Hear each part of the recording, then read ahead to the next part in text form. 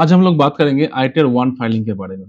ITR 1 filing कैसे होता है? आईटीआर 1 फाइलिंग कैसे आप लाइव पोर्टल में कर सकते हैं अपने लिए, अपने क्लाइंट के लिए, अपने दोस्तों के लिए, अपने फ्रेंड्स के लिए, उसका पूरा डिटेल्स हम लोग आज कंप्लीटली देखेंगे। और इसके साथ-साथ आप कैसे टैक्स को बचा सकते हैं, किसी को टैक्स रिफंड करवा सकते हैं, अपना टैक्स कैसे रिफंड करवा सकते हैं, ये टोटल चीज़ हज हम लोग सीखेंगे। तो वीडियो में लास्ट तक आप लोग बने रहिए और आज आईटीआर 1 फाइलिंग मेरे साथ-साथ आप लोग भी कंप्लीट कीजिए। जैसे कि आप लोग यहाँ पे देख पा रहे हैं, कौन-सा क्या ओल्ड रेजिम में क्या-क्या डॉक्यूमेंट्स, न्यू रेजिम में क्या-क्या डॉक्यूमेंट्स चाहिए, न्यू रेजिम में क्या-क्या बेनिफिट है, ओल्ड रेजिम में क्या-क्या बेनिफिट है, ये सारा चीज़ हम लोग आज सीखने वाले हैं। इसके साथ-साथ हम लोग लाइव पोर्टल में हम लोग प्रैक्टिस करेंगे, कैसे लाइव पोर्टल में आईटीआर 1 फाइलिंग कंप्लीट होता है, कैसे आप रजिस्टर कर सकते हैं और कैसे आप इसको कंप्लीट कर सकते हैं, वो सारा चीज़ आज हम लोग सीखेंगे। जैसे आप पहले ही देख पा रहे हैं कि न्यू रिजिम में आपके पास हायर टैक्स स्लैब है, मतलब आपका इनकम 12 लाख अगर आप सैलरी होल्डर है, तो 12,75,000 का आपका छूट है, मतलब आपको कोई टैक्स नहीं बन रहा है। इसके साथ-साथ ओल्ड रिजिम में ब्रैकेट बहुत ही लो है, तो न्यू रिजिम इज़ प्रेफरेबल। तो न्यू रिजिम में आपको मेरे हिसाब से आपको जाना चाहिए न्यू रिजिम में, क्योंकि न्यू रिजिम सरकार चाह रही है, गवर्नमेंट चाह रही है कि सब मैक्स टू मैक्स सब न्यू रिजिम में जाए। हालाँकि न्यू रिजिम में आपको डिडक्शन कम मिलेगा, कोई डिडक्शन नहीं है, only one deduction which is NPS allowed और अदर्स कुछ डिडक्शन है जो हम लोग आगे जाके देखेंगे। But new Riji old regime में आपको डिडक्शन जो पहले था, जैसो आप दिखा पा रहे थे, वो सारा डिडक्शन अवेलेबल है।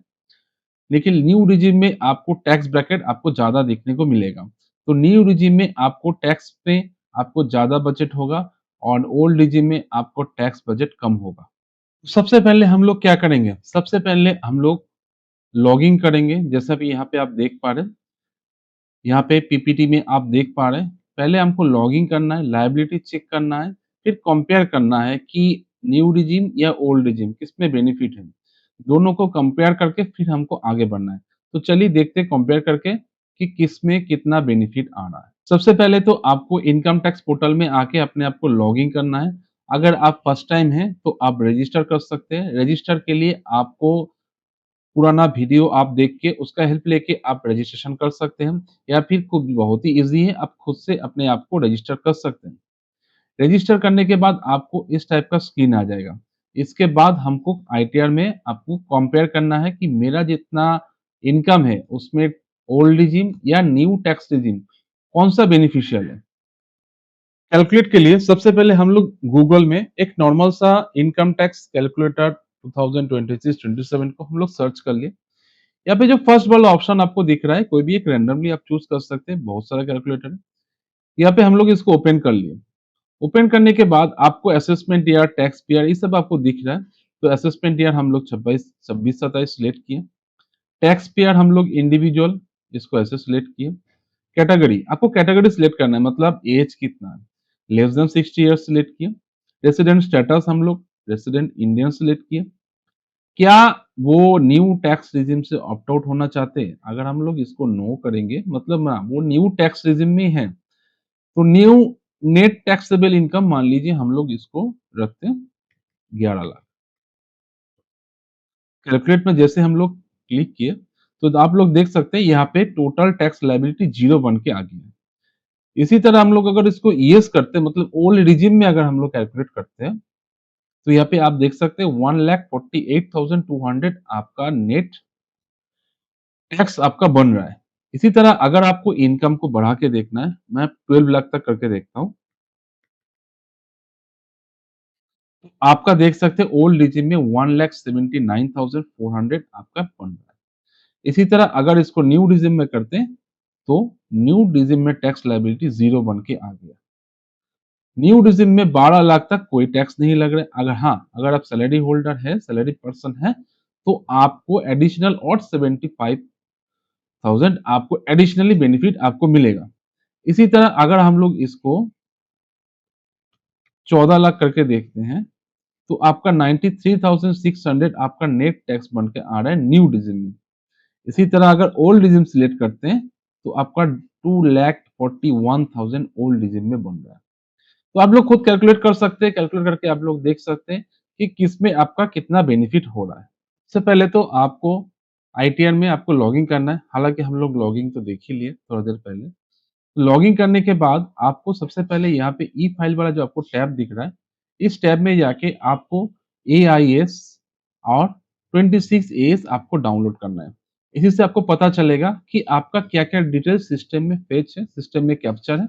वो डिटेल्स चेक करने के बाद ही आपको आगे बढ़ना होगा। सबसे पहले हम लोग एआईएस को देख लेते हैं।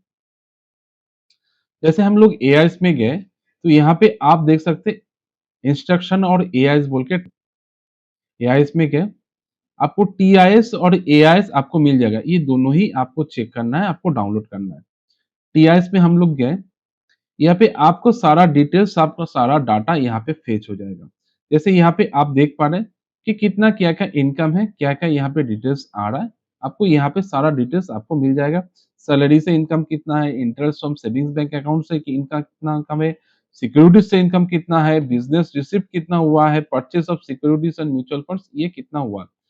तो मोटा-मोटी आपको सारा डिटेल्स आपको यहाँ पे मिल जाएगा। आपको इसको बस डाउनलोड कर लेना है और इसी के साथ आपको आगे आपको काम इसी के साथ आपको करना है।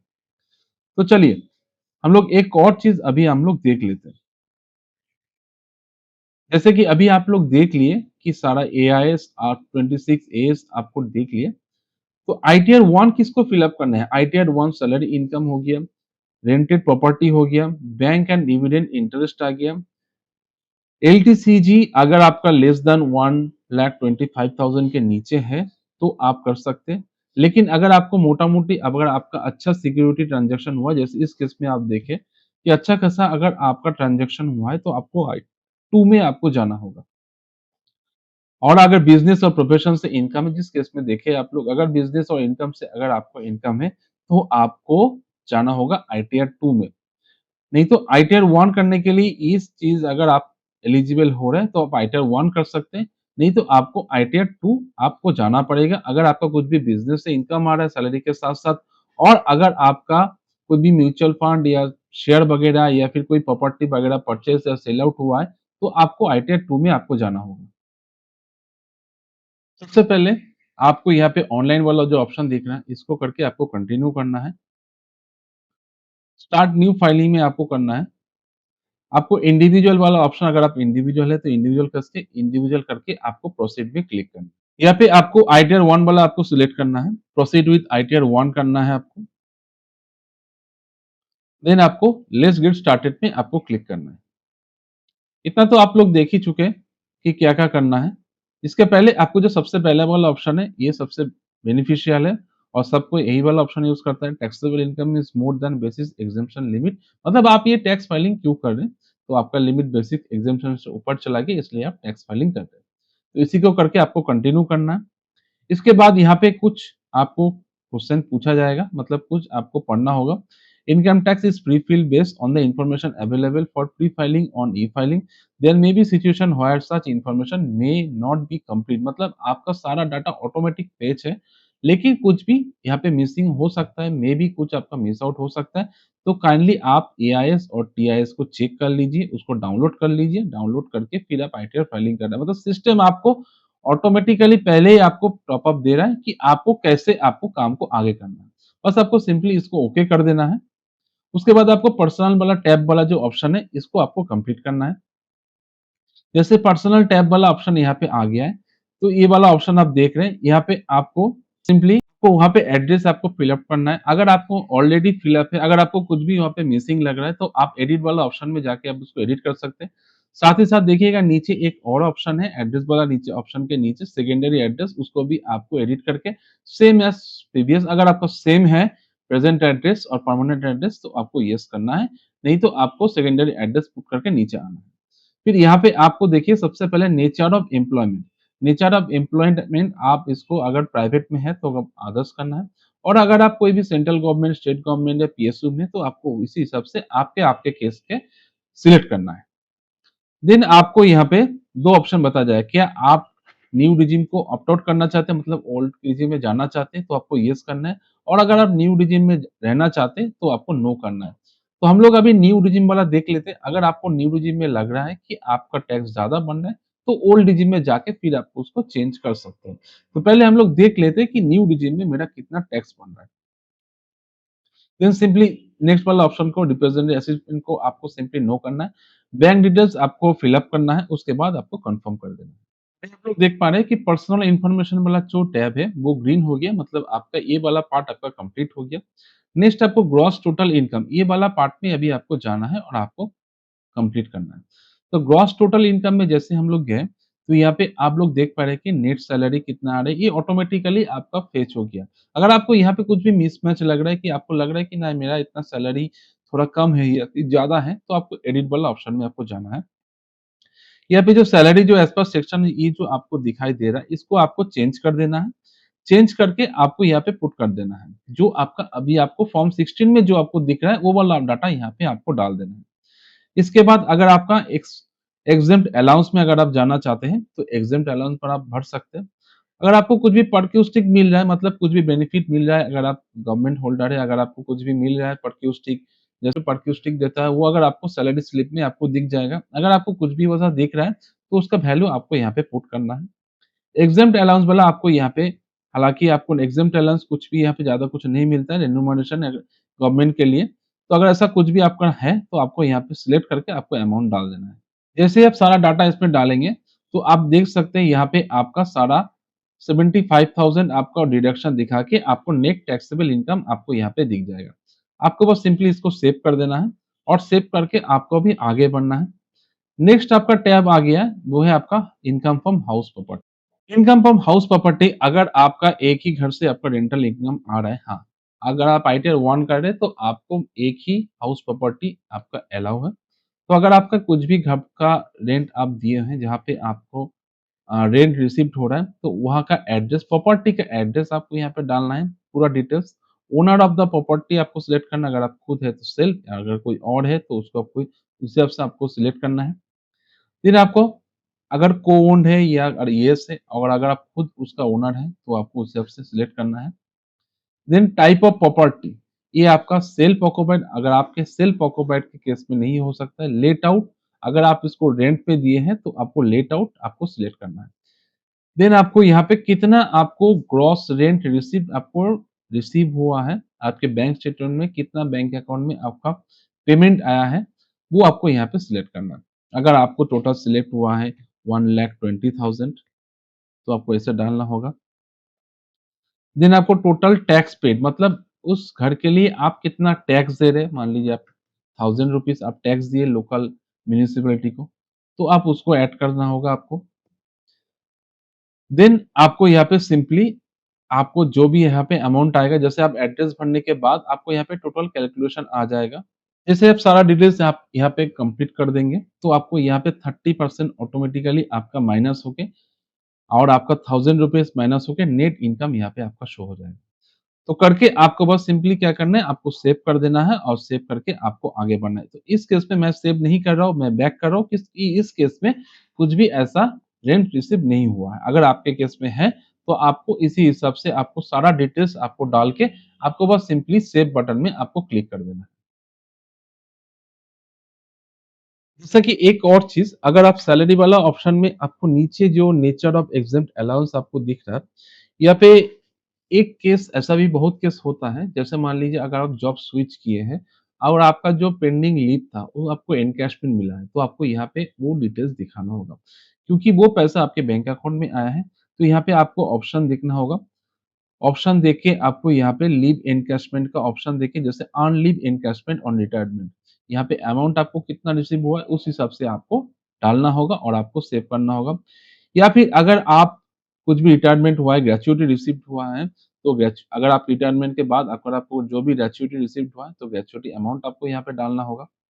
या फिर कुछ भी अलाउंस या फिर अदर्स कुछ भी अमाउंट, अगर इस हिसाब से आप देख पा रहे हैं, अगर कुछ भी जैसे transport allowance granted to physically handicapped के लिए अगर आप कुछ भी ट्रांसपोर्ट अलाउंस आपको मिला है, तो उस केस में आपको अमाउंट डालना होगा।